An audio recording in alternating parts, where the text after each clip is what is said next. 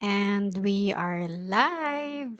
Hello mga kakwento, good morning, good afternoon, good evening, wherever you are tuning in. To those who are watching or will watch the replay later, thank you, thank you, thank you.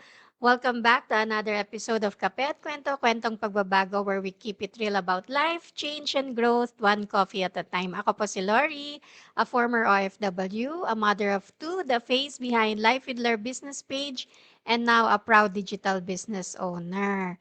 So, hello nga pala sa nanonood sa akin silently, araw-araw, you know who you are. So, our topic tonight is something that many of us dream of, time freedom. Because, let's be honest, di ba? We work hard every day para sa family, sa mga pangarap, sa kinabukasan. But sometimes, we forget why we started.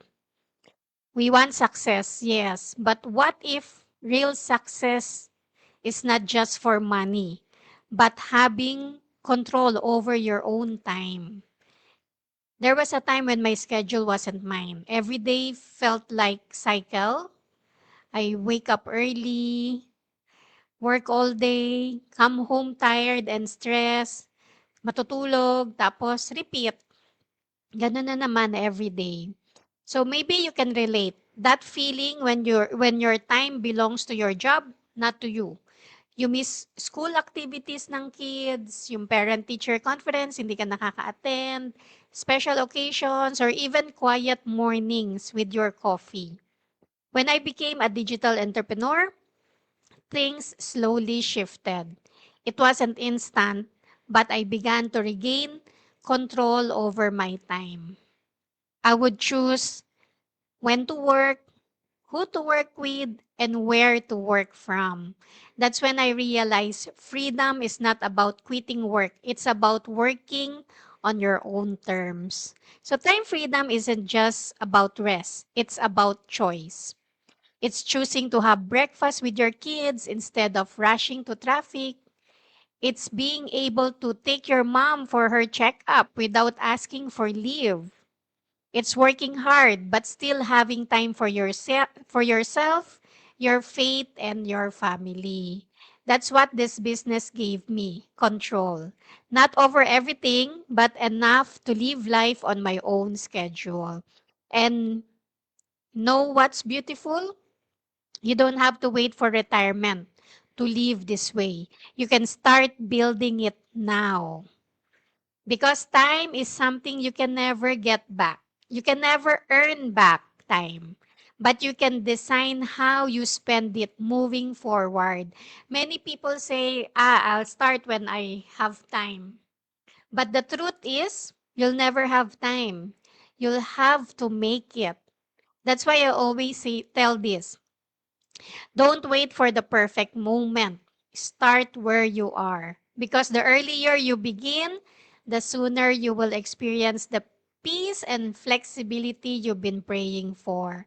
If you value your time with your family, if you dream of having mornings that are yours, then maybe it's time to stop chasing time and start creating it. So tonight, i-ask mo yung sarili mo, how are you spending your time? Is it leading you to the life you really wanted?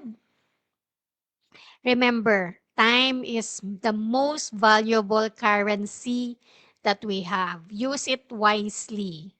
Invest it in something that brings you closer to freedom, not farther away. So thank you for spending your time with me tonight, mga kakwento. Let's continue to open our hearts to new possibilities, open our minds to new ways of earning, and open our lives to true freedom. So, see you again on my next episode of Kape at Kwento, Kwentong Pagbabago. So, tomorrow, I won't have my go live of Kape at Kwento because I will be guesting on my business partner's live streaming tomorrow, 15th of October, Wednesday, 5 p.m. Australia time and 3 p.m. Philippine time. So tomorrow yan, watch out for it with other special guest, Bing Cordero. Okay, watch out for it. So bring your coffee. Bring your dreams and let's talk change. Let's continue to earn smart. Baba ko lang to. Let's continue to earn smart and live free and grow into the person God created us to be. If you want to learn more, you can direct message me or sign up on my website at www.loriramos.com with your name and email, and I will send you the link for the free info session. Good night and God bless us all. Bye-bye.